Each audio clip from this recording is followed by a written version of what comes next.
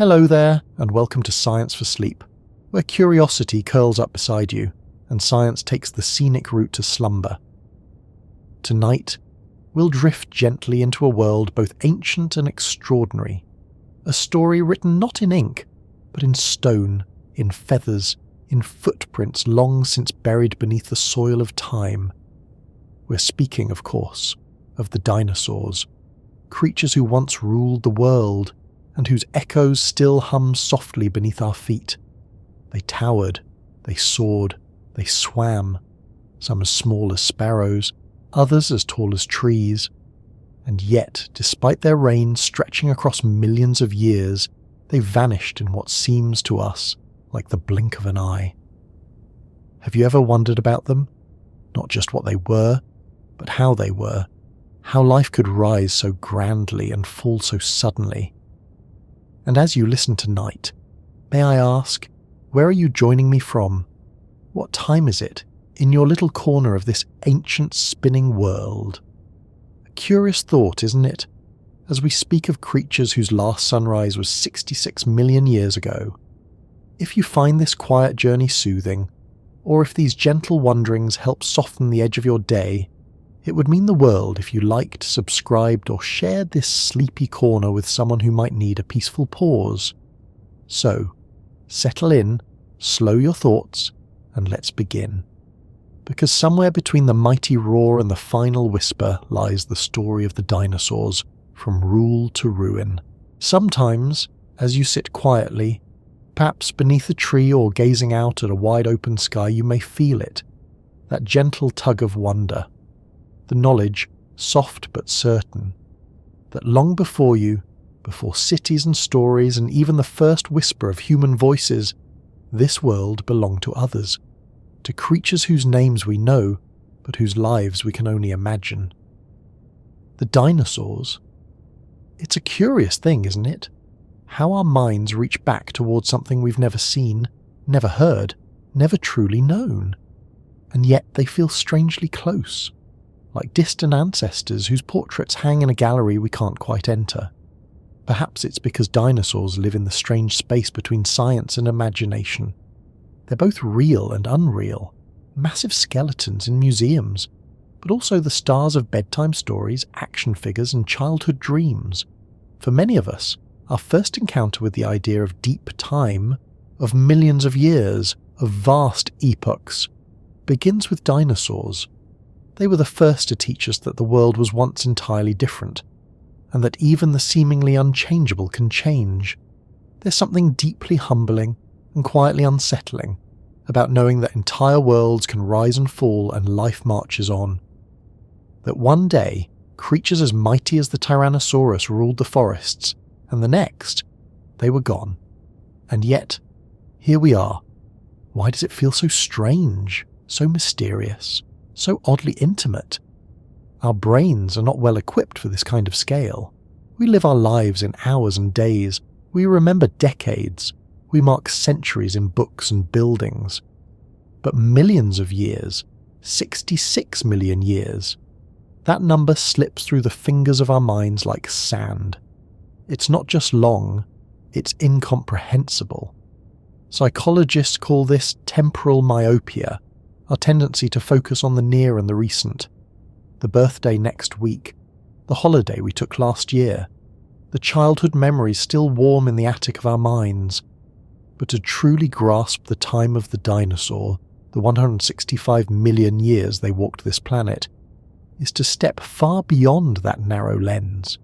It's like standing on the shore of a cosmic ocean, seeing only the nearest waves, while entire storms rage out of sight far beyond the horizon, and yet, somehow, our minds reach. They try to paint those ancient landscapes, the dense ferns and towering cycads, the great inland seas, the thunderous herds, the bright-eyed hunters lurking in the shadows. We fill the gaps with books and movies and models. We imagine the heavy footfalls, the calls that once echoed under unfamiliar stars. And in doing so, we pull the deep past closer. We give it shape. We make it feel real. But even as we imagine, there is an ache beneath it. the quiet understanding that all things end, that nothing, no matter how massive, how fierce, how perfectly adapted, is immune to change. The dinosaurs stir something ancient in us. They are in a way our first lesson in impermanence. Perhaps that's why children so often love them, and why adults feel a quiet shiver when they think too long about them. Because beneath the scales and claws and thunder lies something profoundly human, the story of life's fragility. And yet, they also remind us of resilience. Because while most of the great dinosaurs are gone, some echoes remain. When you hear a bird call at dawn, when you see a sparrow tilt its head or a hawk ride the wind, you're seeing the distant cousins of those ancient rulers. Their blood still sings in feathers and flight. The past isn't gone, it's simply changed. And that thought, like so many things about dinosaurs, sits in that strange, beautiful space between comfort and melancholy. They ruled for millions of years, and then they didn't. We wonder, what was it like to live then? To feel the ground shake beneath a sauropod step, to watch the great pterosaurs glide above seas teeming with strange ancient fish. We wonder, how could they disappear? What force could bring down such dominance? And deeper still, could it happen again? Not just to them, but to us. Our fascination with dinosaurs, you see, is not just about the creatures themselves. It's about what they represent, the fragility of power, the certainty of change, the vast, patient march of time. For in the grand theatre of existence, even the mightiest actors eventually exit the stage, and yet their echoes linger, in bones, in birds, in the quiet awe that stirs when we see the curve of a fossilized tooth, or the elegant line of a reconstructed skeleton reaching toward the ceiling of some hushed museum hall. Long before the word dinosaur was ever whispered into existence, long before the careful tools of paleontology brushed gently against ancient stone, people stumbled upon strange, enormous bones. Imagine it. You're a shepherd, perhaps, in ancient China. Your flock grazes peacefully beneath the rolling hills. The earth shifts, perhaps after a rainstorm, and there it is, jutting from the soil, a curved fragment of bone far larger than any creature you've ever known. What could it be? A dragon, surely. A great beast of legend that once soared across the heavens, breathing fire and commanding the winds. And so the stories begin. In many parts of the world, these early discoveries gave rise to mythologies, stories of giants, of monsters, of gods locked in ancient battles. In China, the bones were often called dragon bones, and were sometimes ground into powders, believed to carry healing properties. Not because people lacked curiosity, but because they lacked context. They did not yet know that they were touching pieces of a world unimaginably older than themselves. In medieval Europe, similar discoveries fueled tales of dragons and behemoths. Massive femurs or skull fragments, unearthed accidentally, were seen as proof of biblical giants or mythical creatures. The earth, it seemed, was filled with the remnants of a time when monsters roamed freely. The Greeks told stories of the griffin, a creature with the body of a lion and the head of an eagle. Some scholars now suggest that these myths may have been inspired by ancient fossil beds in Central Asia, where the remains of Protoceratops, a beaked dinosaur, lay exposed. The curved beaks and large frills might easily have inspired visions of fantastic hybrid beasts. Across cultures, these bones whispered of a world long lost, but the language to truly understand them had not yet been born. For thousands of years, humanity lived alongside these silent witnesses, crafting myths and legends to explain them. And then, slowly, science began to take its first tentative steps. In the 17th century, European scholars started to catalogue and examine these strange remains more systematically. Giant bones were initially thought to belong to elephants or other large mammals, perhaps relics from Noah's flood. The idea of extinction itself was difficult to accept. After all, how could a benevolent creator allow entire species to vanish? But as more fossils surfaced, the weight of evidence grew. In 1676, a curious bone fragment was unearthed in England. It was a portion of a large femur discovered by a local reverend. At the time, it was thought to belong to a giant human. It was only centuries later that this fossil was recognised as belonging to a Megalosaurus, one of the first dinosaurs ever formally named. The true turning point came in the early 19th century. In 1824, an English geologist named William Buckland formally described Megalosaurus, marking the first scientific description of a dinosaur, though the word dinosaur itself had not yet been coined. That honour would come just a few years later in 1842, when another Englishman, Richard Owen, introduced the term dinosauria, meaning terrible lizards, though as we now know, they were not lizards at all. Owen's coinage captured the public imagination. Suddenly, these ancient bones had a name. The dragons of myth became creatures of science. As Victorian England embraced its newfound fascination with prehistory, dinosaurs entered the cultural stage with dramatic flair. The Crystal Palace dinosaurs, unveiled in London in the 1850s, offered the first public reconstructions. Though their accuracy leaves much to be desired by modern standards, squat, lumbering and oddly toad-like, they were, at the time, a marvel. The world could, at last, see the creatures that had once ruled the earth. People marvelled at their size, their age, their sheer otherness. These were not beasts from fairy tales, they were real, and yet they still carried the aura of mystery, as if standing at the blurred edge between science and legend. Other cultures too wove dinosaurs into their evolving worldviews as the science spread.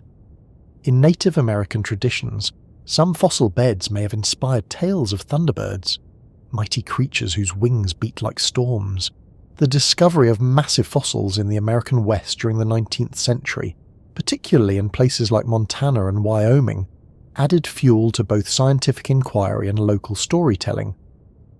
The great fossil rushes, sometimes called the Bone Wars, brought paleontology into the public eye as rival scientists like Edward Drinker Cope and Othniel Charles Marsh raced to unearth and name new species, often clashing fiercely in their pursuits. Their competition yielded extraordinary discoveries, including many of the dinosaurs we know today, like Triceratops and Stegosaurus. And with each new skeleton assembled, the ancient world grew more vivid. As the 20th century dawned, dinosaurs firmly entrenched themselves in popular culture. Movies like The Lost World in 1925 and later Jurassic Park in 1993 brought them to cinematic life. These creatures that once ruled the planet now ruled our imaginations, and yet, even as science advanced, correcting old misconceptions, revealing feathers where scales once reigned, the mythic element never fully vanished. Dinosaurs are not just a scientific subject, they are icons, they are the embodiment of vanished grandeur. But there's more to this fascination than spectacle. Across cultures, dinosaurs often reflect humanity's relationship with power, with nature, and with time itself. In some ways, they are cautionary tales. They remind us of nature's ability to change, to reset, to erase. They suggest that no matter how dominant a species becomes, it remains vulnerable to forces far beyond its control. In other ways, they inspire awe at life's adaptability. The fact that birds, our everyday companions, are living descendants of dinosaurs offers a strange comfort. Life, though transformed, persists. Different cultures interpret these lessons through their own lenses. In modern Japanese culture, for instance, giant monsters, kaiju like Godzilla, often echo the themes of destruction and survival drawn from dinosaur-like imagery. These towering creatures serve as metaphors for both ancient forces and modern anxieties: nuclear power, environmental upheaval, human hubris. In Western culture, dinosaurs often symbolize both childhood wonder and scientific mystery. Toys, books, documentaries, they offer a safe, fascinating window into a world that is both familiar and alien. For children, dinosaurs are both monsters and friends, For scientists, they are puzzles, complex, beautiful, and ever-evolving. And for many of us, they are quiet reminders that the ground beneath our feet holds stories far older than our own. Perhaps this is why dinosaurs feel strangely timeless. Though their world ended long ago, they remain vivid in our stories.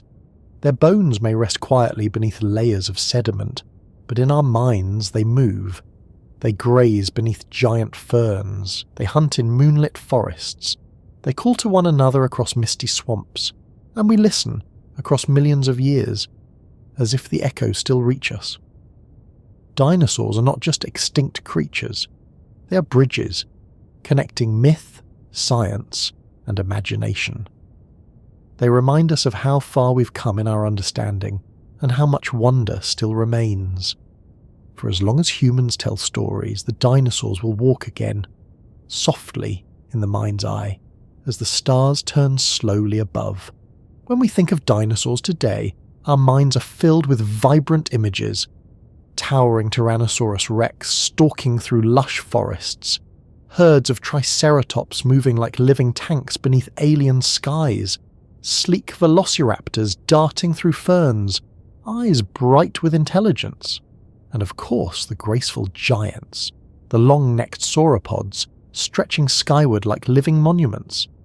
But beneath these vivid pictures lies a deeper, quieter truth, one written not in colour or movement, but in stone, in chemistry, in the quiet patience of science. What exactly were the dinosaurs? How did they live? How did they rise to dominance? And how, eventually, did they fall? To answer these questions, we must first understand what makes a dinosaur a dinosaur. The word dinosaur, Dinosauria, means terrible lizard, but this name, chosen in the early 9th century, is somewhat misleading. Dinosaurs were not lizards, though they shared distant ancestors. Instead, they belonged to a branch of reptiles known as archosaurs, a group that also includes crocodiles, and fascinatingly modern birds. The defining features of dinosaurs aren't always dramatic. Often, they are surprisingly subtle details in bone structure, a particular arrangement of hip bones, an upright stance, with the legs positioned directly beneath the body, unlike the sprawling gait of lizards.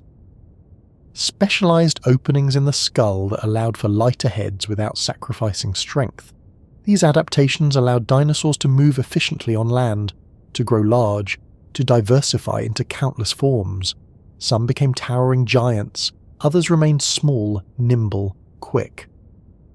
And over time, this simple design, upright, efficient, adaptable, proved incredibly successful. Dinosaurs first appeared during the late Triassic period, around 230 million years ago. At that time, the world was very different. The continents were still joined together in a massive supercontinent known as Pangaea. The climate was hot, often dry, and punctuated by dramatic environmental shifts. Early dinosaurs were not yet the kings of this world. They shared their environment with other strange reptiles, early crocodilians, mammal-like synapsids, and giant amphibians, but they carried within them certain quiet advantages. Their efficient breathing systems, likely aided by air sacs similar to modern birds, allowed them to thrive in lower oxygen conditions. Their upright posture made movement more efficient and energy-saving. Slowly, steadily, they began to spread. Not because of a single moment of triumph, but through quiet persistence, adapting, surviving, expanding into new ecological niches. As the Triassic period faded into the Jurassic, their world changed. Pangaea began to break apart, creating new coastlines, new climates, and new opportunities. And the dinosaurs blossomed. The Jurassic period, often called the Age of Giants, saw the rise of some of the most iconic forms: Brachiosaurus, towering tall as modern buildings; Stegosaurus, with its iconic plated back and spiked tail; early relatives of Allosaurus, fierce hunters with razor-sharp teeth. The climate grew more humid, the vegetation more lush. Ferns, cycads, conifers, and early flowering plants filled vast green landscapes. The oceans teemed with marine reptiles, plesiosaurs, ichthyosaurs, and mosasaurs. Though these too were not dinosaurs. In the skies, pterosaurs ruled, great leathery winged flyers gliding over forests and seas, and beneath them all, the dinosaurs marched, grazed, hunted, nested. But their story was not static. The evolutionary arms race was always ongoing. Predators grew larger, faster, smarter. Prey developed better defences, heavier armour, larger herds, sharper senses. Some species specialised, others remained generalists. The dance of survival continued generation after generation, over millions of years, and always change pulsed quietly beneath the surface. By the time the Cretaceous period arrived, around 145 million years ago, the world had transformed again. The continents had drifted further apart. Vast inland seas divided the lands. New flowering plants, ancestors of modern grasses, trees and flowers, began to spread. And with them, new forms of dinosaurs emerged. The Cretaceous is, in many ways, the golden age of dinosaur diversity. Here, we meet some of the most famous and fascinating species. Tyrannosaurus rex, the towering apex predator of what is now North America. Triceratops, its great frill and horns creating both defense and display. Velociraptor, far smaller than Hollywood imagines, but swift, clever, and lightly feathered. Ankylosaurus, a living tank covered in armour with a heavy clubbed tail. It was during this time that many theropods, the group that includes T-Rex and modern birds, began to develop feathers, not merely for flight but likely for insulation, display, and perhaps even brooding their young. This is when the lines between dinosaurs and birds begin to blur. In truth, birds are not simply descended from dinosaurs. They are dinosaurs, the last surviving lineage.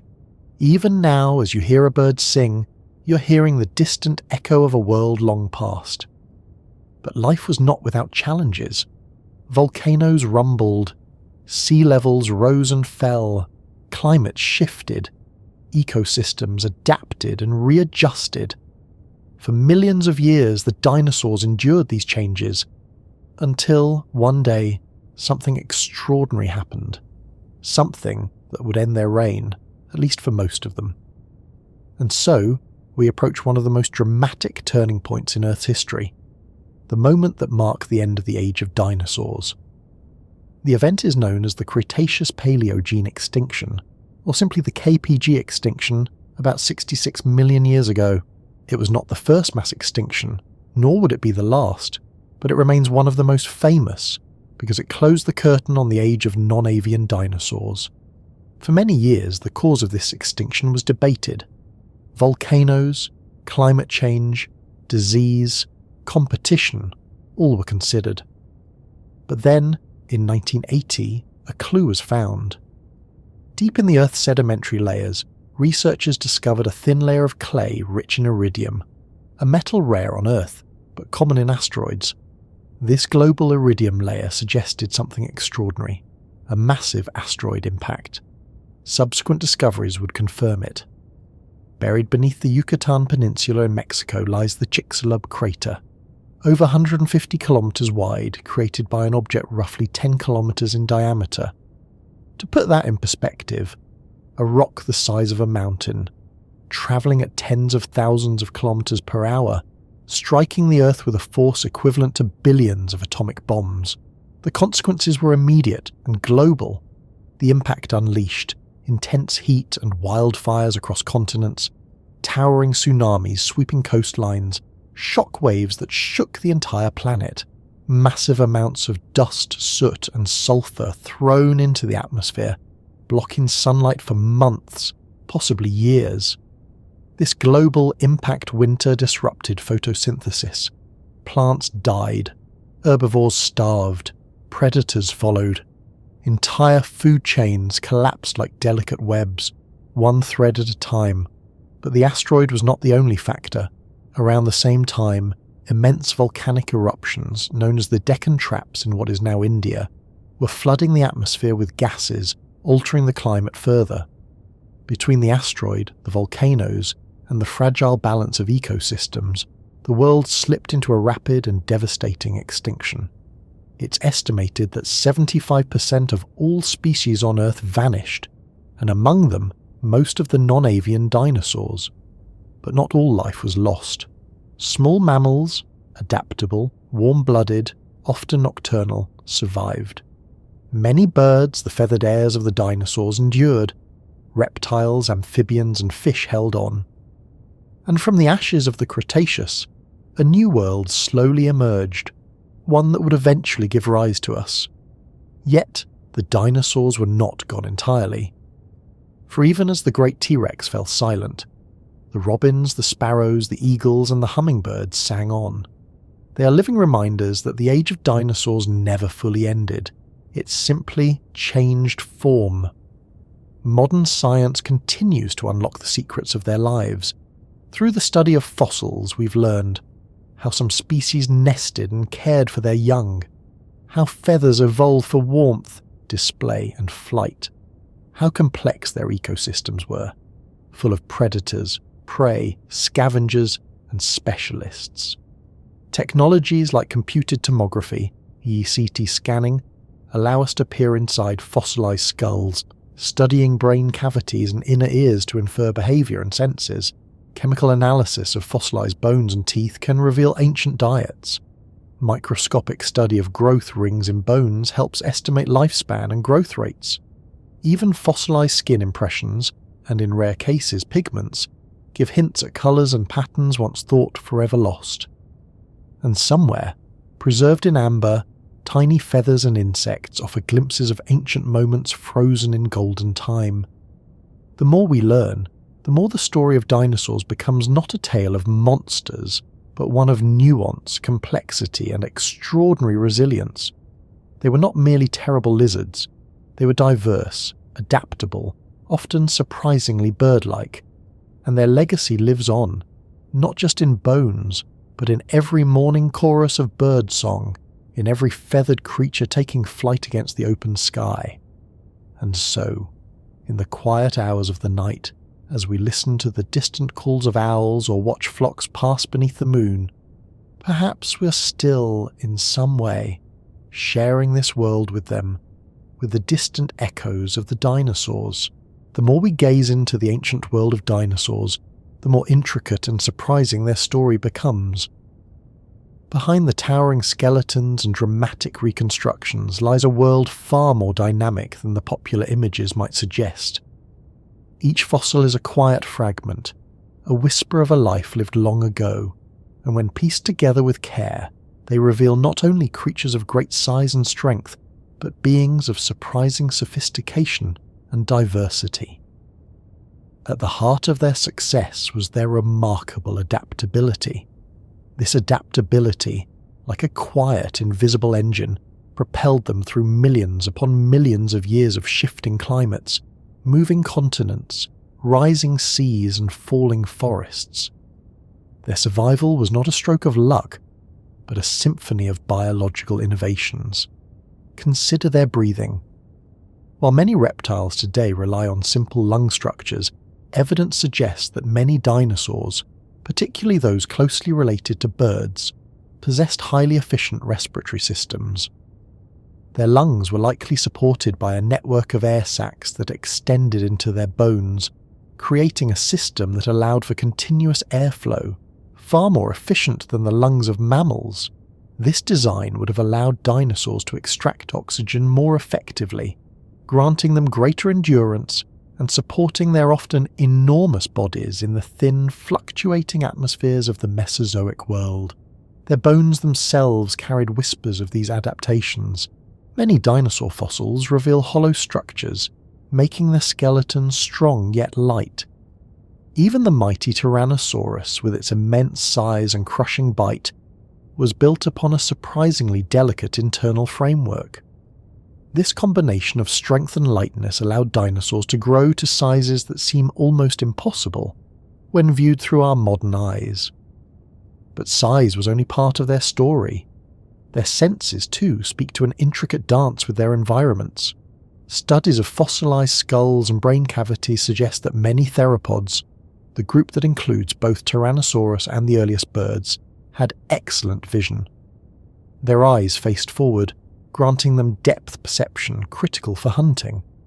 Some species may have even seen in colour, allowing them to navigate the rich and complex environments filled with vibrant plants and fellow creatures, many of which bore brightly coloured feathers or crests. Olfactory bulbs, the regions of the brain responsible for processing smell, were also well developed in many species. For scavengers, like some interpretations of Tyrannosaurus, a keen sense of smell would have allowed them to detect carrion from great distances, navigating vast territories in search of food. For others, scent likely played a role in communication, mating, and even parenting. And yes, parenting. For while we often think of dinosaurs as fierce, solitary predators or indifferent grazing behemoths, the fossil record tells a more tender story in many cases. Nests, carefully constructed and sometimes found in organised colonies, suggest that some dinosaurs laid their eggs in protected environments. Fossilised embryos preserved within eggs give us glimpses of these unborn creatures, frozen in time just before their first breath. Certain species, such as the duck-billed hadrosaurs, appear to have cared for their young after hatching. Fossilised trackways show groups of mixed sizes moving together, adults and juveniles side by side, suggesting family groups or herds, where the vulnerable were protected by the strong. These complex social structures evolving over countless generations speak to an emotional depth we're only beginning to understand. Communication, too, likely played a critical role in their societies. Many species possessed elaborate crests, frills, and horn structures, not just for defense or display, but potentially as resonating chambers to produce calls that carried across forests and plains. Imagine the low, haunting bellows of a Parasaurolophus echoing through the dawn mist, signalling its presence to distant companions, or the deep rumble of a sauropod communicating across great distances, its massive body resonating like a living drum. The diversity of their shapes and sizes remains staggering. Some, like the titanic Argentinosaurus, stretched over 100 feet long, their enormous bodies moving with slow grace across floodplains and ancient river deltas. Others, like the small, swift Compsognathus, were no larger than a chicken, darting through underbrush, hunting insects and small prey. This incredible range of forms allowed dinosaurs to fill nearly every ecological niche. They grazed, they hunted, they scavenged, and some may have even fished. There were armoured ankylosaurs, their backs shielded by bony plates and clubbed tails that could shatter the legs of would-be predators. There were the spinosaurids, with their crocodile-like jaws and semi-aquatic habits, possibly wading through shallow waters in search of fish. And of course there were the raptors, small but highly intelligent hunters with sharp claws and strong gripping hands. Fossil evidence shows that many of these species bore feathers, suggesting that plumage may have originally evolved not for flight, but for warmth and display. These early feathers would later serve as the foundation for one of the greatest evolutionary stories of all, the rise of flight. The path from grounded dinosaur to soaring bird was not a sudden leap, but a series of gradual steps, each small change building upon the last. Fossils of creatures like Archaeopteryx, with its combination of teeth, clawed wings and long bony tail, capture a moment in this transition, part dinosaur, part bird, suspended in the evolutionary twilight between ground and sky.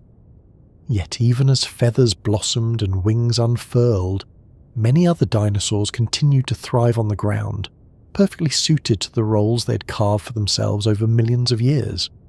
While some species experimented with flight, others perfected grazing, hunting, or armoured defence.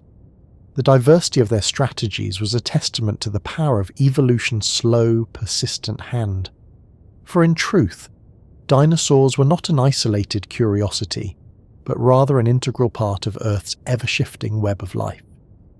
Their world was shared with early mammals, insects, flowering plants, and towering forests that breathed under skies filled with flying reptiles and swarming insects.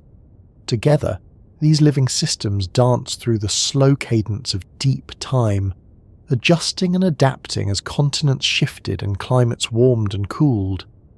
As paleontology advances, we uncover ever more intimate glimpses of their lives. We find fossilized footprints, tiny imprints left in mud that dried under ancient suns. These tracks reveal not only movement, but behavior, how they walked, how fast they ran, how they grouped together or moved alone. Some trackways show herds travelling in unison, parents guiding young. Others capture predator and prey locked forever in a silent chase across vanished plains. We also discover fossilized skin impressions, delicate textures preserved against all odds. Some show pebbly scales, while others suggest soft, filamentous coverings, early feathers perhaps, hinting at a world more colourful and textured than the drab, leathery skin often portrayed in older reconstructions. We now know that dinosaurs may have displayed a wide range of colours and patterns, using visual signals to attract mates, deter rivals, or camouflage themselves against the dappled light of dense forests. Even their diets are slowly being reconstructed through the careful study of fossilised stomach contents and coprolites, ancient droppings that, though humble, reveal detailed secrets of ancient meals. From broken bone fragments to crushed plant fibres, these fossilised remains allow scientists to peer into the final meals of creatures long gone. Perhaps most astonishing are the recent discoveries of soft tissues, blood vessels, and even possible traces of proteins preserved in certain fossils under extraordinary conditions. These rare finds offer tantalising possibilities for the study of ancient biology at the molecular level, drawing us ever closer to understanding not just how dinosaurs lived, but how they grew, aged, and died. The slow, patient work of paleontologists continues to fill in the gaps, one fossil at a time. Each discovery reshapes our understanding, pulling back the curtain on a world that feels simultaneously distant and strangely close. For as alien as their world might seem, filled with towering beasts and strange forms, the story of dinosaurs is ultimately the story of life's capacity for change, for survival, and for transformation. And while their reign has ended, their legacy endures, not just in bones, or in the birds that carry their lineage forward, but in the quiet awe they inspire within us. They remind us that the world is ancient, that life is resilient, and that even the mightiest kingdoms are but chapters in a far greater story. And so, as we wander deeper into the world of dinosaurs, we begin to see that their story is not one of simple giants marching through a static world, but of a planet alive with constant change. The very ground they walked on was shifting beneath their feet as tectonic forces slowly reshaped the continents. When dinosaurs first appeared, all the land on Earth was gathered into a single vast supercontinent called Pangaea. It stretched from pole to pole, a massive expanse of land surrounded by a single endless ocean. But even during their reign, this supercontinent was breaking apart, as unseen forces deep within the Earth pulled the plates slowly, almost imperceptibly, in different directions. As Pangaea fragmented, it gave birth to the continents we recognise today. Great rift valleys opened, new coastlines formed, and seas flooded into once dry interiors. These geographical shifts had profound effects on climate, ocean currents, and ecosystems. Dinosaurs, with their extraordinary adaptability, followed these changing landscapes, radiating into new habitats, diversifying into forms suited for the ever-evolving world around them. Some flourished in the hot, arid deserts of the late Triassic. Others thrived in the lush, fern-filled forests of the Jurassic, or in the warm, humid coastal plains of the Cretaceous. The world was not static, and neither were its inhabitants. Species came and went like waves upon the shore of deep time. These great shifts not only shaped where dinosaurs lived, but also how they lived. Changing climates altered plant life, and plant life, in turn, shaped the herbivores who fed on them and the predators who hunted them. It was a web of interdependence, woven anew with each subtle tilt of the Earth's axis or slow drift of the continents. The rise of flowering plants late in the Cretaceous introduced new food sources and new opportunities. Insects too were undergoing their own evolutionary radiations, as pollinators and plant-eaters alike flourished in step with this botanical revolution. While the towering ferns and cycads of earlier ages still stood, fields of flowering plants began to carpet the land, painting the world in colours never before seen. Dinosaurs adapted to these changes, as they always had. Some developed specialised beaks and teeth to crop the new vegetation. Others shifted their hunting strategies to exploit new prey that accompanied the changing flora. Life, as always, found ways to thrive amid transformation. And yet, even amidst these long periods of stability and abundance, there was always an undercurrent of fragility. Ecosystems that had evolved over millions of years could be undone in moments by catastrophe, whether from the violent upheaval of volcanic eruptions, the slow poisoning of changing atmospheres, or, as it would turn out, from the sudden violence of an asteroid strike. But long before their sudden end, there were other, smaller trials, waves of extinction that came and went, reshaping the cast of characters without ending the larger play.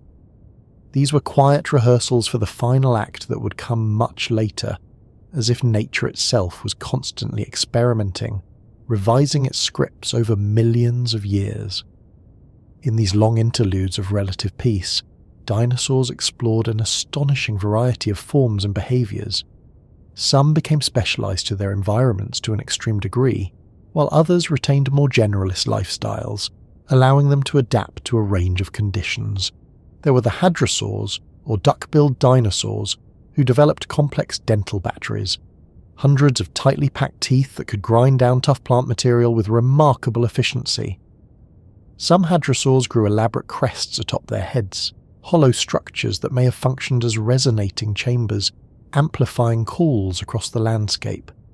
Their social behaviours remain the subject of deep fascination, as fossilised nesting grounds suggest they may have nested in large colonies, returning to the same sites generation after generation, much like many modern birds.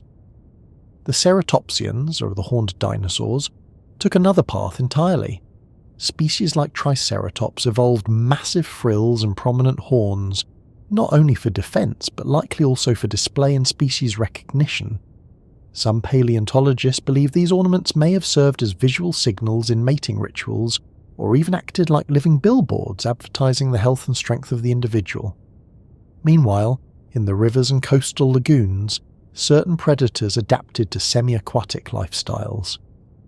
The Spinosaurids, with their elongated jaws and conical teeth, bore more resemblance to crocodiles than to their theropod cousins. Their sails, tall, bony structures rising from their spines, remain one of the great mysteries of paleontology. Were they used for thermoregulation, display, or perhaps even as stabilizers while swimming?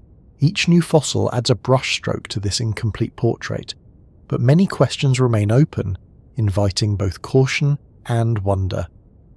Even the mightiest predator of them all, Tyrannosaurus rex, reveals complexities far beyond its reputation as a simple terror.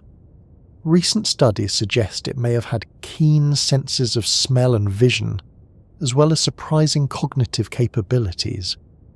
Its famously powerful bite could crush bone with ease, and its role may not have been limited to active predation. It may also have scavenged when opportunities arose. Rather than a mindless killer, Tyrannosaurus may have been a highly adaptable and opportunistic apex predator, perfectly suited for the dynamic world of the late Cretaceous. Beneath the massive forms of the larger dinosaurs, smaller creatures lived quieter lives in the shadows. Small raptors, early birds, mammals, amphibians and insects formed complex food webs that wove through the undergrowth and forest canopies. Life was rich and layered, existing on many scales, from the towering to the tiny. And always, the sky above offered its own drama. Though not dinosaurs, the pterosaurs, their close cousins, ruled the air for much of the Mesozoic. From the small, sparrow-sized anurognathids to the colossal Quetzalcoatlus, with wingspans rivaling small airplanes, they filled the skies with soaring shapes unlike anything alive today. It was a world of ceaseless creativity, of evolutionary experiments unfolding over unthinkable stretches of time, and yet, for all its vibrancy, all its success, the age of dinosaurs would one day end. Not because they failed, but because sometimes life's story turns on forces far beyond adaptation. When that asteroid fell from the sky, it did not strike a world weakened or on the brink of collapse. It struck a thriving, vibrant Earth filled with creatures perfectly suited to their time. In that sense, the dinosaurs' extinction was not a failure, but a tragedy, a reminder of how fragile even the most successful lives can be when confronted by sudden, overwhelming change. And yet, in the quiet after the firestorms and darkness, something extraordinary persisted.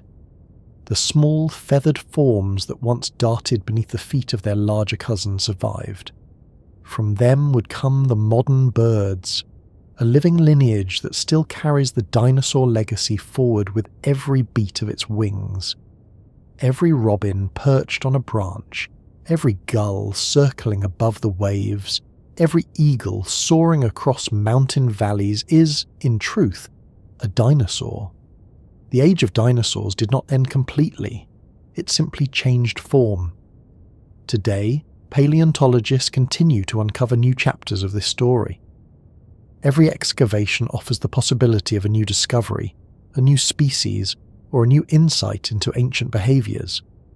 Advances in technology allow us to peer deeper into fossils, extracting chemical signatures, reconstructing soft tissues, and even glimpsing patterns of growth and disease. Ancient bones continue to whisper their secrets, if only we have the patience to listen. As we gather these scattered pieces, we are reminded that our understanding is still evolving. Each fossil is not merely a relic of death, but a small light illuminating the grand tapestry of life that has unfolded on this planet for hundreds of millions of years. The dinosaurs, with their astonishing variety and endurance, remind us of nature's capacity for beauty, for diversity, and for resilience. Their story is not one of monsters, but of life itself, ever changing, ever adapting, and always reaching for the next breath beneath strange and distant stars. And as we lay beneath our own skies, hearing the night calls of modern birds, perhaps we too remain part of that great ancient story. Travellers sharing a world still filled with echoes of its most ancient rulers. Our understanding of dinosaurs did not arrive fully formed. It grew slowly, cautiously, like the slow spreading of morning light across an ancient landscape. The bones were always there, waiting beneath the soil and stone, but it took time for human eyes to truly see them, not just as curiosities or relics of myth, but as windows into a world long vanished. For most of human history, these fossilized remains were mysterious, even unsettling. Early farmers, miners, and travelers would sometimes stumble upon enormous bones embedded in cliffsides or fields. Without the context of deep time or evolutionary theory, these remains became woven into the mythologies of many cultures. In China, they were often thought to be the bones of dragons, mighty creatures from stories passed down through generations. In Europe, enormous femurs and skull fragments were interpreted as remnants of giants, or beasts swept away by great floods. The bones spoke, but humanity had not yet learned their language. The first stirrings of scientific curiosity arrived quietly. In the 17th century, naturalists began collecting and cataloguing these strange remains. One of the earliest recorded discoveries was in 1676, when a portion of a massive thigh bone was found in England. At the time, it was assumed to belong to a giant human, a conclusion that felt more comfortable than the strange truth that lay waiting just beyond imagination. It wasn't until the early 19th century that the pieces began to come together in earnest. In 1824, William Buckland, an English geologist and paleontologist, published the first scientific description of what we would now recognise as a dinosaur, Megalosaurus. Though the word dinosaur had not yet been coined, Buckland's work marked a quiet revolution. This was not the bone of a giant or mythical creature, but of a long-extinct reptile that had once roamed a very different world. Shortly thereafter, Gideon Mantel added another piece to the puzzle with his description of Iguanodon, a large herbivorous dinosaur whose teeth had first been discovered in a pile of stone meant for road repairs. Mantel recognised the teeth's resemblance to those of modern iguanas, though much larger, and proposed that they belonged to a massive plant-eating reptile. This cautious, careful connection between present and past was one of the first steps towards seeing dinosaurs as real creatures that had once walked the earth. In 1842, the Great Leap Forward arrived with Richard Owen, who examined these early discoveries and coined the term Dinosauria, meaning terrible lizards. Though imperfect, the name captured the public imagination. Owen recognised that these creatures represented a previously unknown group of ancient reptiles, distinct from anything alive today. The idea of dinosaurs, ancient, immense and extinct, was born into the world of science and culture. The Victorian era embraced these discoveries with a mixture of scientific enthusiasm and public spectacle. At London's Crystal Palace in the 1850s, the first full-scale dinosaur reconstructions were unveiled. Crafted by sculptor Benjamin Waterhouse Hawkins, these models were based on the best scientific knowledge of the time, though they would later prove inaccurate. The Iguanodon, for instance, was displayed with a horn placed incorrectly on its nose, rather than as a thumb spike. Yet for the public, these sculptures brought the dinosaurs to life, towering above park visitors like silent prehistoric guardians. As the century turned, curiosity deepened into competition. In the late 19th century, America became the stage for what would be known as the Bone Wars, an intense and often bitter rivalry between two paleontologists, Edward Drinker Cope and Othniel Charles Marsh. Driven by ambition, pride, and a shared obsession, these two men raced across the American West, discovering and naming dozens of new species, often in haste and with limited evidence. Though their methods were sometimes reckless, their work dramatically expanded the known diversity of dinosaurs and captured the fascination of the public. The Bone Wars added names like Triceratops, Stegosaurus, and Allosaurus to the growing roster of prehistoric creatures. The Badlands of Wyoming, Montana, and Colorado became treasure troves of fossil discoveries, where layer after layer of ancient bone was carefully, and sometimes not so carefully, extracted from the earth. Yet for all the fossils uncovered during this period, the interpretation of dinosaurs remained largely static for decades. They were envisioned as slow, cold-blooded, lumbering reptiles, dragging their tails across swamps and marshes, their bodies too massive and inefficient to exist anywhere but in steamy, stagnant environments. This image dominated textbooks, museums, and popular media for much of the early 20th century. It wasn't until the 1960s and 70s that a new revolution quietly began, a revolution often referred to as the dinosaur renaissance. Led by scientists like John H. Ostrom and his student Robert Bakker, this movement challenged long-held assumptions and proposed a radically different vision of dinosaurs. Ostrom's study of Deinonychus, a swift, agile predator with a large sickle-shaped claw, provided key evidence that not all dinosaurs were sluggish behemoths. Instead, Deinonychus appeared to be fast, dynamic, and possibly warm-blooded. Its anatomy suggested an active metabolism, bird-like posture, and complex behaviour. These observations reignited interest in the connection between dinosaurs and birds, a hypothesis first suggested by Thomas Henry Huxley in the 19th century but largely dismissed for decades. Now, with new evidence accumulating, the idea gained fresh momentum. Bakker went further, proposing that many dinosaurs were endothermic, socially complex and highly adaptive.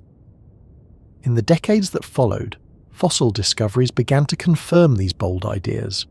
In China, spectacular fossils of feathered dinosaurs emerged from the Liaoning province, providing direct, undeniable evidence of the evolutionary bridge between non-avian dinosaurs and birds. Species like Sinosauropteryx, with its soft, downy feathers, and Microraptor, with fully developed flight feathers on all 4 limbs, brought the evolutionary transition to life in vivid detail. No longer were feathers the exclusive domain of birds. They were part of the dinosaur story, woven into their evolutionary fabric for millions of years. These discoveries redefined our understanding of what it meant to be a dinosaur, revealing creatures that were often colourful, feathered, and behaviourally sophisticated. Even Tyrannosaurus rex, once imagined as a solitary lumbering monster, has undergone a reimagining. Studies suggest it may have lived and hunted in family groups, its senses far sharper and more advanced than previously believed. Rather than a mindless brute, it may have been an intelligent, highly capable predator navigating complex ecosystems. This renaissance of understanding has continued into the present day. Technologies such as computed tomography, CT, scanning, isotopic analysis, and even ancient protein extraction have opened new doors, allowing scientists to peer inside fossilized bones, study growth patterns, and reconstruct ancient diets. Every year brings new discoveries, new species, new insights, new windows into lives once lived. Our perception of dinosaurs has also shifted culturally. From the early models at Crystal Palace to the cinematic spectacle of Jurassic Park, dinosaurs have become embedded in the collective imagination, inspiring generations of scientists, artists, and dreamers. They represent both the grandeur of deep time and the mysteries that still lie waiting in the rocks. Yet even now, mysteries remain. Questions about their social structures, their intelligence, their vocalizations, and the exact pathways of their evolution continue to invite research and debate. The study of their extinction, too, has evolved. Once thought to be the result of gradual decline or volcanic activity alone, the discovery of the Chicxulub crater provided compelling evidence for a sudden catastrophic impact. Though many scientists continue to explore how this event combined with other environmental stresses to bring about such a rapid and widespread collapse. Through it all, the scientific process has demonstrated its quiet resilience, a willingness to revise, to challenge assumptions, to follow the evidence wherever it may lead. The story of dinosaurs is not just the story of ancient life. It is also the story of human curiosity, of how we come to understand a world so different from our own. Perhaps that is part of why dinosaurs continue to capture our imagination so powerfully. They stand at the intersection of science and wonder, of what we know and what we can only dream.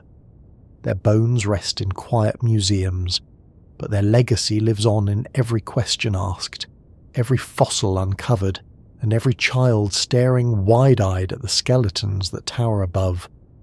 In many ways, the evolution of our understanding mirrors the very process of evolution itself, slow, patient, sometimes stumbling, but always reaching forward, always adapting, always unfolding toward deeper truths. And as we continue to dig, to study, to imagine, we are reminded that the greatest discoveries often lie not in the grand answers, but in the quiet, persistent unfolding of questions. Each fossil, each theory, each challenge is part of a conversation that stretches across generations, a conversation that connects us softly and humbly to a world lost in time, yet never fully gone. There is something quietly haunting about dinosaurs, not just because they lived so long ago, or because they no longer walk among us, but because their story whispers to us of something far deeper, of the grand impermanence of all things, of cycles that stretch beyond our lifespans, our cities, even our species. As we peer into their ancient world, we are not simply looking at creatures with sharp teeth and long tails. We are looking at a mirror, a quiet, distorted mirror that reflects back not who we are, but who we might one day be. For the dinosaurs did not die because they were weak. They did not vanish because they failed to adapt. For over 165 million years they ruled this planet. They were in every way a success story, diverse, resilient, creative, and yet in the face of cosmic chance, of a rock falling from the sky, their story ended. And that fact lingers like a soft echo. It reminds us that even the greatest rains are fragile, that life on this planet is not guaranteed permanence, no matter how advanced or dominant it might seem. Perhaps that is why, when we stare up at a towering skeleton in a museum, or watch a bird flit past our window, we feel a strange mix of awe and melancholy. The dinosaurs are gone, and yet they are not. They live on in feathers, in genes, in echoes carried forward by time.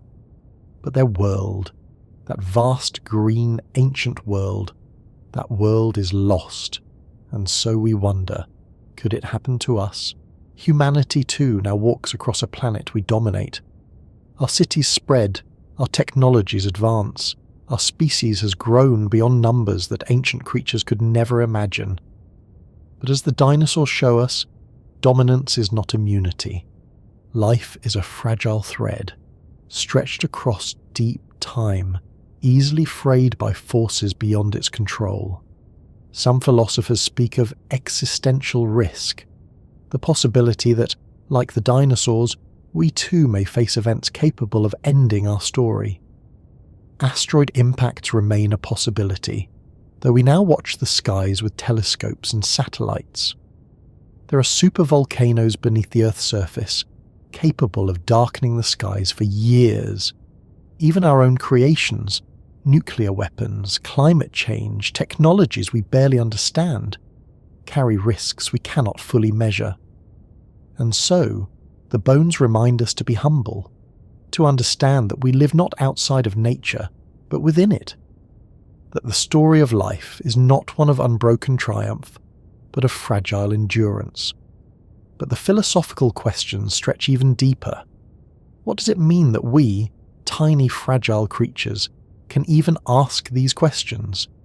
That we can dig into stone, find ancient bones, reconstruct entire vanished ecosystems and try to imagine the world as it was millions of years before our first ancestors drew breath. The dinosaurs never knew we would come. They never knew that one day other creatures would unearth their bones, place them in glass cases and ponder their lives. They lived fully, completely, without awareness of legacy or history, and yet their story has become part of ours. This raises a quiet, almost unsettling thought. Do we live for ourselves, or for the echoes we leave behind? Do we fear extinction because we dread the end, or because we long to be remembered? The dinosaurs have no voice. They left no written records, no monuments. Their only legacy is in the stones, in the fossils that hold the shape of their lives. And yet, that legacy is profound. Their bones have shaped our science, our imaginations, our understanding of the Earth itself. Perhaps that is enough. Perhaps to leave an echo in the fabric of the world, even without intent, is a kind of immortality. And yet, there are deeper layers still.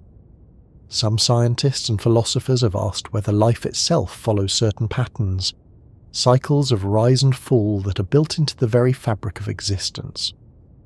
If life evolves towards complexity, towards intelligence, towards self-awareness, is extinction simply the counterbalance that keeps nature from running too far ahead? We can only guess. The fossil record is rich, but incomplete.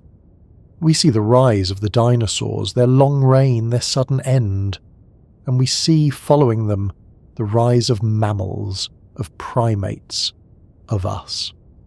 But whether our path is a unique story or simply one verse in a repeating song remains an open question. There are theories that life across the universe might face similar patterns, that other worlds circling distant stars may have known their own versions of dinosaurs, mighty creatures rising, ruling, falling, and perhaps, on some of those worlds, intelligent beings may one day stand where we stand now, peering back into their own ancient pasts, wondering about the mighty rulers who came before them. This line of thought leads naturally to one of the deepest questions of all. How rare are we? Are we alone in the universe? Or is life common, intelligence inevitable, extinction universal? The dinosaurs remind us that intelligence is not a requirement for survival. For over 100 million years they ruled without cities, without technology, without philosophy. And perhaps that too is a kind of wisdom, to live fully in the present, bound to the rhythms of sun and season, without the burden of future and past. And yet, here we are, thinking creatures, aware of our own mortality, contemplating the bones of creatures long gone. It is a strange gift, this awareness.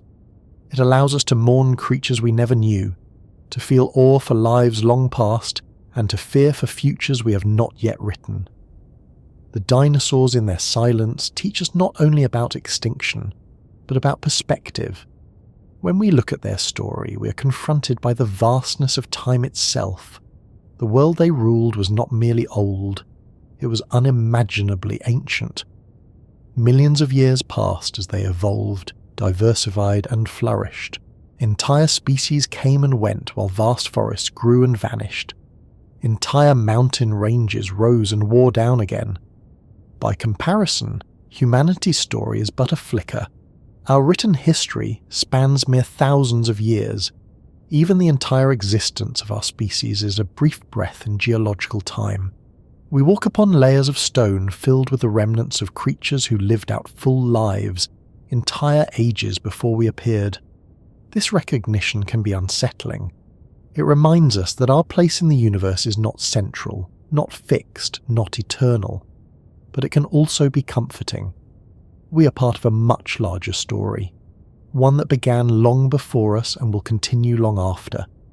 The dinosaurs teach us to marvel at what once was, to respect the forces that shape life, and to embrace the delicate, fleeting nature of existence. Yet even as we contemplate extinction, there is a paradoxical kind of hope in their story. For while the great non-avian dinosaurs vanished, life did not end. From the ashes of their world came new forms, new creatures, new possibilities. Their feathered descendants still sing each morning. Life endures, adapts, transforms, and perhaps this is the quiet heart of the dinosaur story. Not simply a tragedy, but a meditation on change. Change is the constant that threads through all existence. Species rise and fall, continents drift, climates shift, stars burn and fade. And through it all, life reshapes itself, finding new forms, new rhythms, new ways of being. We are in many ways part of that same process, a continuation of the great experiment that began billions of years ago in the warm oceans of a young Earth. Our technologies, our cities, our thoughts, these too are expressions of life's endless capacity for invention. So when we stare into the empty eye sockets of a fossilized skull, we are not simply looking into death. We're gazing into deep time itself, a time where beginnings and endings weave together in a grand, unbroken pattern. And though the dinosaurs are gone, their story lives on, not only in bones and feathers, but in our own questions, our own wonder, our own quiet recognition that we too are part of this great unfolding mystery. Perhaps in the end, that is what draws us to their story so powerfully. They are not merely curiosities of the past. They are reminders of the vastness of life, of time, of existence itself. And in that vastness we find both humility and awe, and if we listen closely, a kind of peace. Dinosaurs may belong to the distant past, but in many ways they have never left us.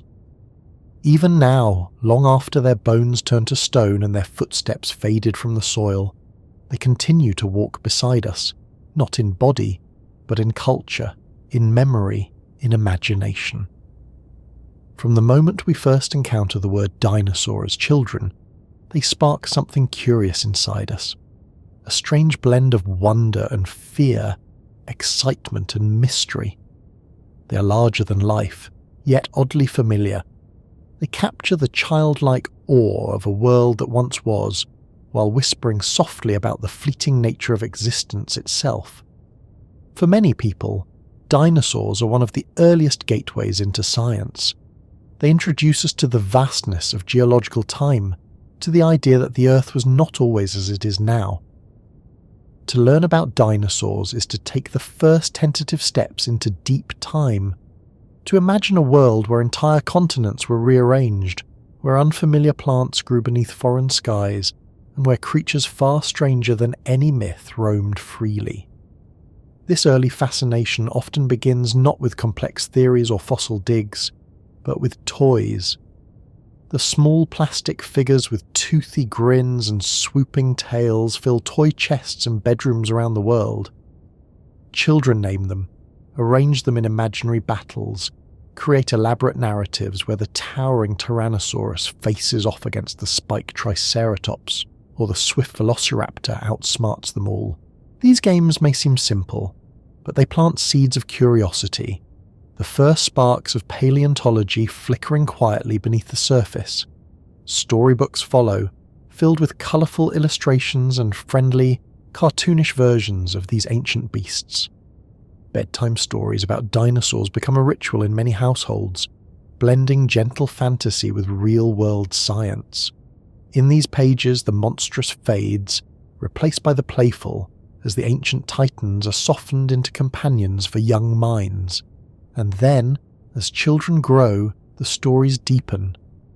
Documentaries filled with sweeping animations and cinematic music present the dinosaurs not as monsters, but as real creatures, complex, diverse, and intricately adapted to their world. We watch as the camera pans over ancient forests, as feathered raptors leap gracefully across rivers, as herds of towering sauropods move like living skyscrapers beneath crimson sunsets. The science is wrapped in narrative, making knowledge feel like discovery. The fascination doesn't fade with age. For many, dinosaurs become lifelong companions. Adults, too, are drawn into their mystery. Natural history museums stand as quiet cathedrals to this fascination. Beneath towering skeletons, visitors of all ages stand in silent awe, heads tilted back, tracing the curve of ancient vertebrae that once carried flesh and breath and movement. There is something almost reverent about standing beneath a fully reconstructed Diplodocus or Tyrannosaurus. It is as though, for a moment, the boundary between past and present softens. You're not simply looking at a skeleton, you're looking at time itself, made solid. The museums themselves have evolved alongside our understanding. Where once dinosaurs were displayed as cold-blooded swamp dwellers, they now stand in more dynamic poses, reflecting the active, bird-like behaviours that modern paleontology suggests. Feathers adorn some reconstructions, vibrant colours are imagined, and interactive exhibits allow visitors to touch casts, examine fossilised footprints, and even listen to speculative recreations of dinosaur calls. The dinosaurs, though extinct, feel very much alive. They also fill our screens, slipping seamlessly into popular culture. Films like Jurassic Park brought dinosaurs into living rooms and theatres, blending cutting-edge special effects with deep-rooted human fears and fascinations. The spectacle of watching a towering Brachiosaurus calmly feed from a treetop, or hearing the deafening roar of a charging Tyrannosaurus, taps into something primal. Even those who know the inaccuracies, the oversized velociraptors, the improbable behaviours, still feel the thrill. These cinematic depictions are not just entertainment, they shape how generations envision the prehistoric world. For many, the images on screen become the mental picture that persists, not entirely accurate but emotionally resonant. Beyond entertainment, dinosaurs have become a cultural shorthand for many ideas. They symbolise the ancient, the extinct, the powerful, and the unknowable. We use phrases like dinosaur technology to describe outdated machines, or call industries dinosaurs when they fail to adapt. In doing so, we subtly acknowledge their fate. Mighty, but ultimately doomed by forces beyond their control. And yet, there's a kind of irony in calling something a dinosaur, as though it were obsolete. For in truth, dinosaurs were remarkably successful. Their reign spanned more than 160 million years, far longer than our own species has existed. They adapted to changing climates, shifting continents, and evolving ecosystems. They were not failures, they were survivors, until fate, in the form of an asteroid, rewrote the rules. Even today, the term dinosaur carries a quiet duality, at once a symbol of ancient failure and astonishing endurance. In art too, dinosaurs have left their mark. Illustrators, painters, and sculptors have filled pages and canvases with vivid depictions of these ancient creatures. Paleo art, the artistic reconstruction of prehistoric life, blends science and creativity, offering visual interpretations grounded in fossil evidence.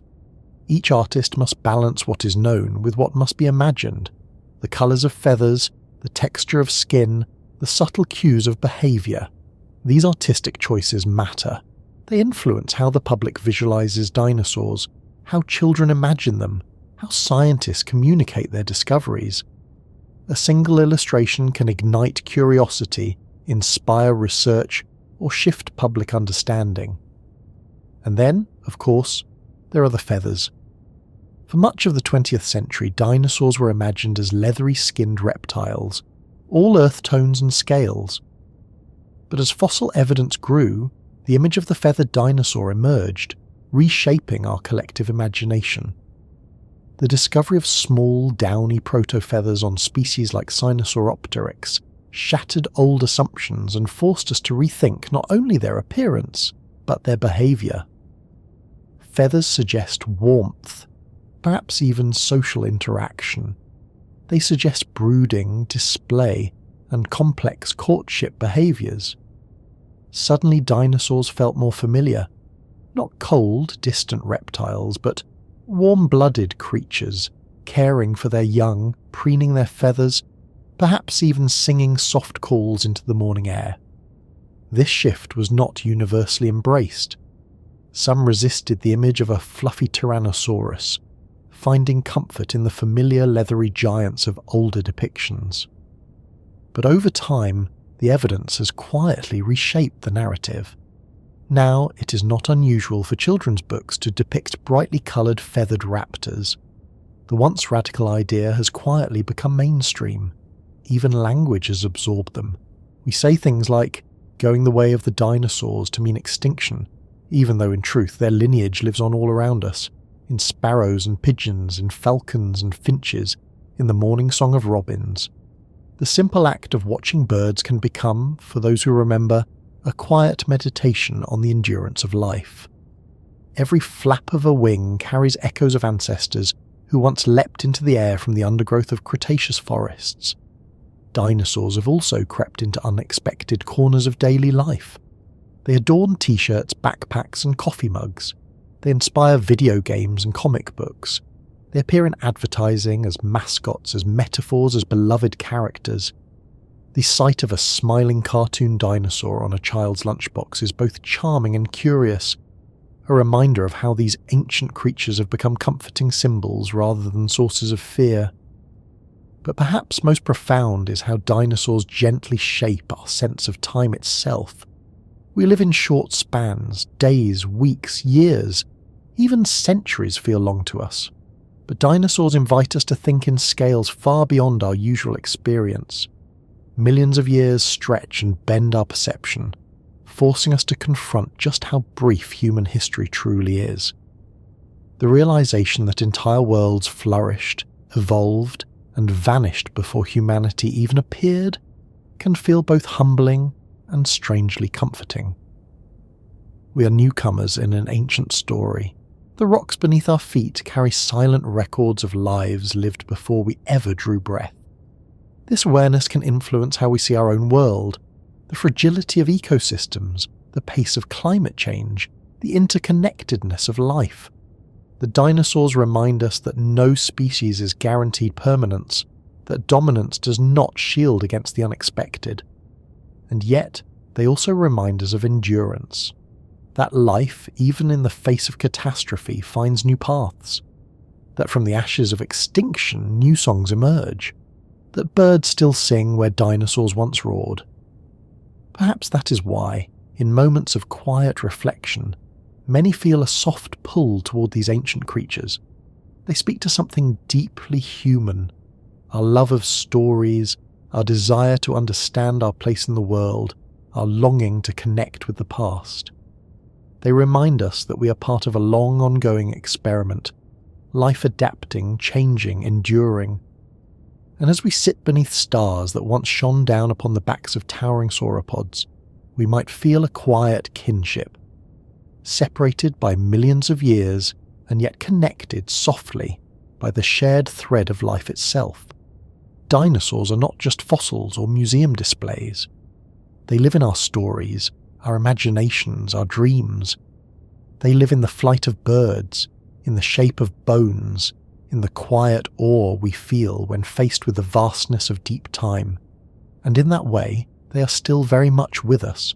Sometimes, in the quiet hours as we gaze into the deep well of prehistory, our minds drift to a familiar question, a question that has launched countless books, movies, and late-night conversations. What if dinosaurs never went extinct? What if the asteroid had missed, or the volcanic fires had subsided? What would the world look like today, not as we know it, but as it might have been, still ruled by ancient giants beneath unfamiliar stars? It's a tantalizing idea, one that invites not only science but imagination. Had that great extinction never occurred, it's likely that mammals, our ancestors, would have remained small, furtive creatures confined to the undergrowth, living out quiet lives in the shadows of giants. The great flowering of mammalian life that led to primates and eventually to us might never have happened. Perhaps we would never have existed at all. Instead, the dinosaurs might have continued to evolve as they already had for millions of years before the impact. It's possible that new forms, even more specialized and diverse than those we know, would have emerged. Some paleontologists have speculated about what such evolutionary paths might have looked like. There's the speculative idea of the dinosauroid, proposed by paleontologist Dale Russell in the 1980s, a thought experiment envisioning what might have happened if some small intelligent theropods continued to evolve greater brain sizes over millions of years. His model imagined a creature upright, with grasping hands, large forward-facing eyes, and a brain capacity approaching that of modern humans. Essentially, an intelligent dinosaur. Of course, such an idea is purely speculative, a creative blend of science fiction and evolutionary possibility. But it invites us to ponder, is intelligence an inevitable outcome of evolution, or simply one of many paths life might take? If the dinosaurs had continued, perhaps intelligence would have emerged in a completely different form, perhaps not with cities and machines, but with entirely different ways of manipulating their environment. Or perhaps intelligence would never have risen at all. Perhaps the world would still be filled with towering herbivores and stalking predators, each perfectly adapted to their ecological niche, their lives guided not by invention, but by instinct and inherited wisdom. And yet, even without science fiction's speculative descendants, the idea that the dinosaurs could have continued to adapt and diversify remains grounded in reality.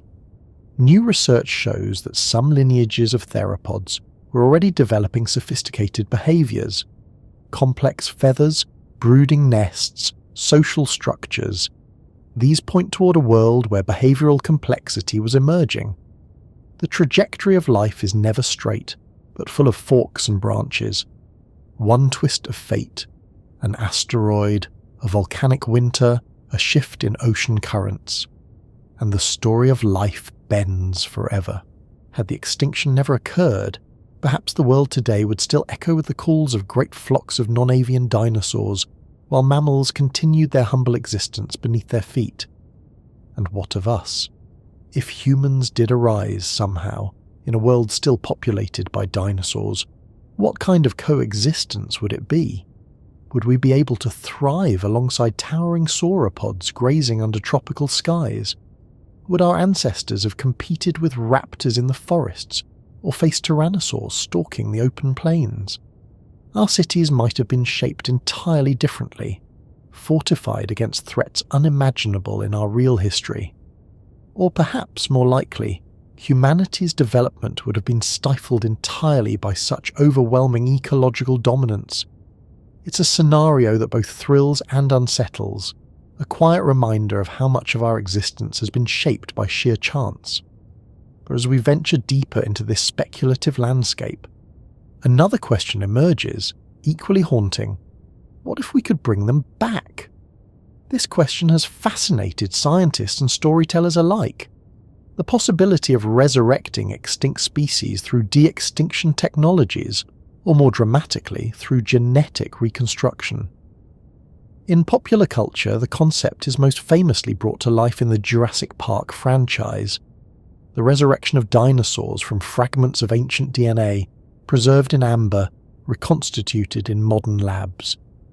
But how close are we truly to such a possibility? In reality, the science of de-extinction faces enormous challenges. DNA, fragile even under the best of conditions, breaks down over time.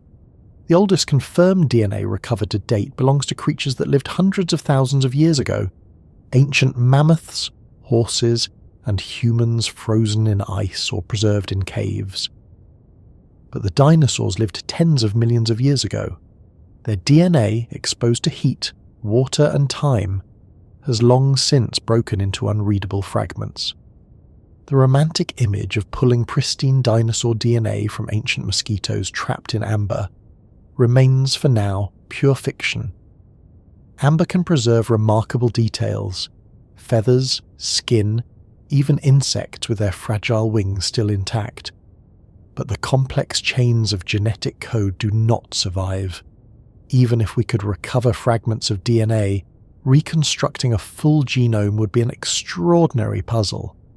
Each missing piece would require educated guesses, comparisons with modern descendants, and filling gaps with borrowed genetic material. A speculative reconstruction, not a true restoration. And even if that were possible, the next challenge would be creating an embryo, finding a surrogate to carry it, and raising a creature whose biology was never meant for the modern world.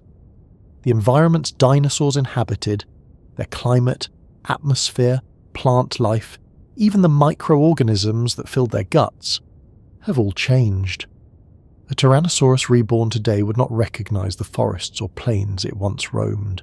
It would face entirely different diseases, different air composition, even different gravity effects due to slight differences in Earth's rotation and orbit over millions of years. Bringing them back, some argue, would not truly be bringing them home. It would be creating something entirely new, something disconnected from its ancient context. Others raise ethical concerns. Even if technically possible, should we resurrect creatures that have no place in our modern ecosystems? What responsibilities would we bear to them, as living beings, not museum curiosities? These questions weigh heavily in discussions of de-extinction, not just for dinosaurs, but for any vanished species. The excitement of possibility is tempered by the complexity of reality. And so, for now, the dinosaurs remain as they are, memories in stone, echoes in birdsong, dreams in our collective imagination. But the fascination continues. Time travel offers another doorway into speculative thought. What if we could go back instead of bringing them forward? To stand quietly beneath the towering ferns of the Jurassic, to hear the distant trumpeting calls of sauropods as they move across open plains, to see the gleaming feathers of a dromaeosaur shimmer beneath a Cretaceous sun. The idea of walking alongside them, not in a park or laboratory but in their world, captures our deepest longing to touch the past. But even time travel, if it were possible, would carry its paradoxes. To visit the past might mean altering it. The famous butterfly effect suggests that even the smallest interference, stepping on a fern, disturbing an insect, could ripple forward, altering history in unforeseen ways. Would observing the dinosaurs from afar be possible without influencing them? Or would every breath we took in their world subtly shift the unfolding of life? And then there is the great paradox of witnessing extinction itself. If one could travel back to the moment of the asteroid impact, would it be possible to intervene, to stop the event or lessen its effects? And if so, would that be mercy or hubris? Saving the dinosaurs might erase our own existence, for their fall was, indirectly, our opportunity. Our ancestors rose in the long shadows left behind. Their extinction created the space for mammals to thrive, for primates to emerge, for language and thought to blossom. This is one of the deepest and strangest paradoxes in all of history, that the loss of one world gave birth to another. And in this web of cause and effect, we are both mourners and beneficiaries. Perhaps, in some alternate timeline, the asteroid missed, and the world carried on beneath the watchful eyes of feathered giants. Or perhaps in some distant corner of the multiverse, a vast theoretical landscape where every possible outcome unfolds, there exists a world where dinosaurs still roam, and creatures like us remain only a faint possibility. Such ideas, while speculative, allow us to stretch our minds beyond the narrow present, to imagine not just what is, but what might have been, and what still could be. And in doing so, they reveal a quiet truth that sits at the heart of our fascination. The dinosaurs are not just extinct creatures. They are reminders of how precarious life can be, how profoundly chance shapes existence, how deeply interconnected we are with the forces that shaped the Earth long before we came to be. They are, in a way, the keepers of time's great mysteries. And though we cannot walk beside them, we carry them with us, in our dreams, our stories, our wonder. Perhaps that is why, even after all these millions of years, we are still drawn to them, because in the soft shadows of their story we glimpse not only their fate, but echoes of our own. And so, dear listener, we arrive at the quiet edges of this ancient story. A story not measured in days or years, but in the patient unfolding of millions upon millions of sunsets. From their first uncertain steps in the Triassic, to their long reign beneath Jurassic skies, to their flourishing in the warm, vibrant world of the Cretaceous. The dinosaurs lived through epochs beyond anything our brief human history can fully grasp. They were not brief visitors. They were not failures. They were, for over 160 million years, the living breath of Earth itself. Towering sauropods grazing beneath the shade of cycads, sharp-eyed raptors weaving through the ferns, heavy-footed ceratopsians moving in herds across open plains, feathered hunters darting beneath the ancient trees. And then, one day, their world changed. An asteroid, indifferent and unknowing, fell from the sky, and in its aftermath the age of the dinosaurs, at least as we think of it, came to a close. But endings, like beginnings, are rarely absolute. Their story didn't stop with extinction. It continued. It transformed. In the quiet spaces left behind, small, furry mammals ventured forth. And from those mammals, through millions more years of patient unfolding, came us. And yet, even as we build our cities and chart our futures, the dinosaurs still walk beside us. Not only in the birds that sing each morning, but in the stories we tell, the questions we ask, the wonder that stirs when we glimpse their bones beneath museum lights. Their story is woven into ours. They teach us of life's resilience and its fragility, of how entire worlds can rise, thrive, and vanish, not because they were weak, but because the universe moves to rhythms far larger than any single species.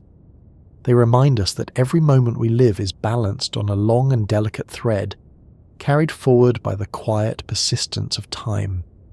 And as we lie here tonight, breathing softly beneath our own stars, we may feel a small kinship with those ancient creatures.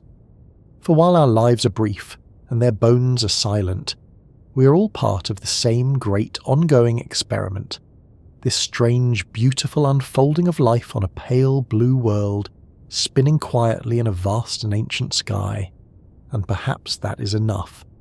to know that we are part of a story far older than we can imagine, to listen gently to the echoes of creatures who once ruled the earth, and to feel for a moment the quiet comfort of belonging to the deep and endless river of time.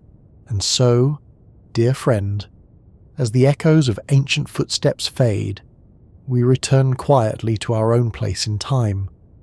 From the towering sauropods beneath unfamiliar skies, to the sharp-eyed raptors stalking through primeval forests, to the soft songbirds that greet our mornings today, the story of the dinosaurs is never truly gone. It hums beneath the ground, in the bones resting under ancient stone. It stirs in the flight of every feathered wing. And it whispers to us softly in moments like this, when wonder drifts gently between wakefulness and sleep. So, where are you now?